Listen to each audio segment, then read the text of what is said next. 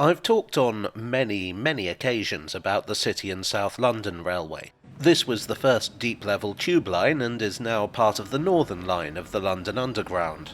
But it took a lot of development to get there, and when it was first proposed, it likely would have been very different. So today I thought I'd take a look at the original version of the line that would have been known as the Southwark and City Subway. Our story begins with an engineer called Peter Barlow, who had made a curious discovery. He was working on Lambeth Bridge in 1862 and had an idea. The way the piers were driven into the bed of the river was that they were dropped vertically onto the mud and driven in largely using their own weight. This was a pretty well-established way of doing things. The tunnel under the Thames between Wapping and Rotherhithe had had its working shafts sunk the same way. But Barlow wondered if the same thing could be done horizontally. If you could push a metal cylinder through the earth, remove the soil from the middle, and dig tunnels that way. He'd invented the tunnelling shield. Well, sort of. Remember I mentioned the Thames Tunnel like 20 seconds ago? Mark Brunel had invented a kind of tunnelling shield for that. But Barlow's was considered sufficiently different from Brunel's that he was able to get a patent for it in 1864. Having devised this device, the next question was, what should he do with it? His proposal was a system of underground railways which he referred to as subways. There were two specific proposals that got far enough to actually get parliamentary authorization. They were the Tower Subway, which actually did get built, and the one that's the subject of this video. Now, I am planning to talk more in depth about the Tower Subway in a future video, or there's a really old video on the topic on this channel somewhere. Probably better off waiting for the new one, the old one isn't very good. The other subway, which was authorised in 1870, was planned to run from the Monument in the city to St George's Church in the borough. This, if you're not familiar with the geography of London, involved crossing beneath the river.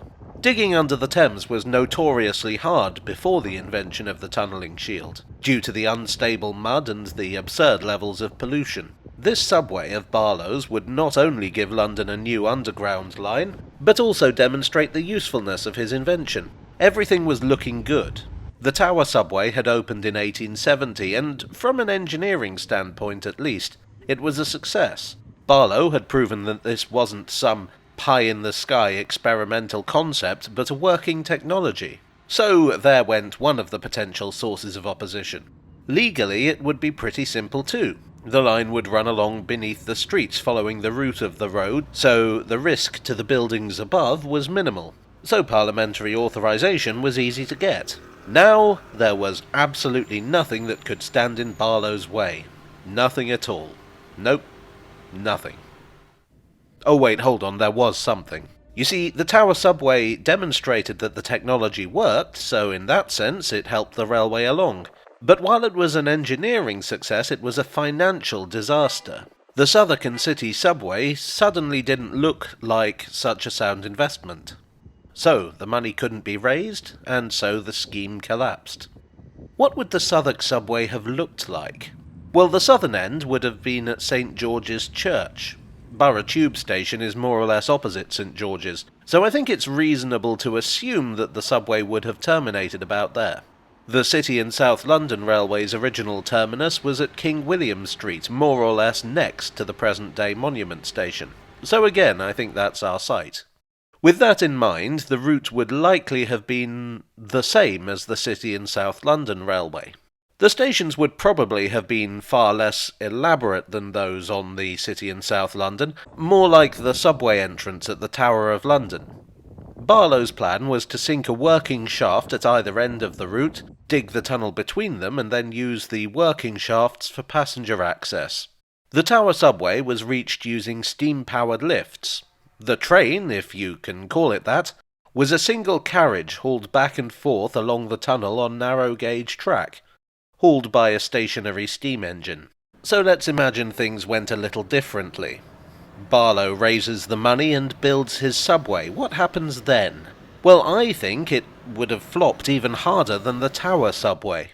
The Tower subway predated Tower Bridge by more than 20 years and was a river crossing between London Bridge and Rotherhithe. It did serve a purpose. There was no other way to get across the river there.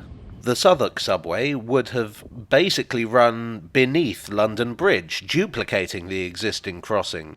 Now, you could argue that the subway would have had a speed advantage, but one of the problems with the Tower subway was that, with a single coach, it was very limited in terms of how many people it could carry. Waiting times were long. Undoubtedly, the Southwark subway would have suffered from the same problem. The Tower subway also suffered from technical difficulties with the cable snapping, which would have been an even greater problem with a longer subway. As I said at the beginning, the concept would be developed and modified substantially before re-emerging as the City and South London Railway. That was 2 tunnels worked by electric trains, running all the way from King William Street to Stockwell, with several stops along the route. Had the original proposal been built, would the City and South London Railway have happened? Would they have converted the existing tunnels? Would they have gone a different route? Assuming the subway would have failed, would they even have been able to raise the money for a proper tube line? We can only speculate, but the tube map today might look very different. The City and South London's line between Borough and King William Street only lasted until 1900, when it was abandoned for a new route that would enable the line to be extended north to Moorgate. Another company, the City and Brixton Railway, wanted to use the abandoned tunnels as the basis of a tube line from Monument to Brixton, but they couldn't raise the money either. It seems that one way or another, the City and Southwark subway was always doomed. Well, I hope you enjoyed today's tale from the tube. If you did, please do leave a like and consider subscribing for more. As I say, I'm planning a more in-depth video, so to speak, on the Tower subway. Actually, there was quite a bit of information I left out of this one, purely so I wouldn't end up repeating myself. Look out for that video is what I'm saying. As a matter of fact, Barlow planned a 3rd subway, now I come to think of it, but maybe that's a story for another time. For the time being, I would like to thank my donors on Ko-fi, on Patreon, and here on YouTube for your generous support. You are the modifications to my impractical proposal. And I'll see you all again very soon. Cheerio.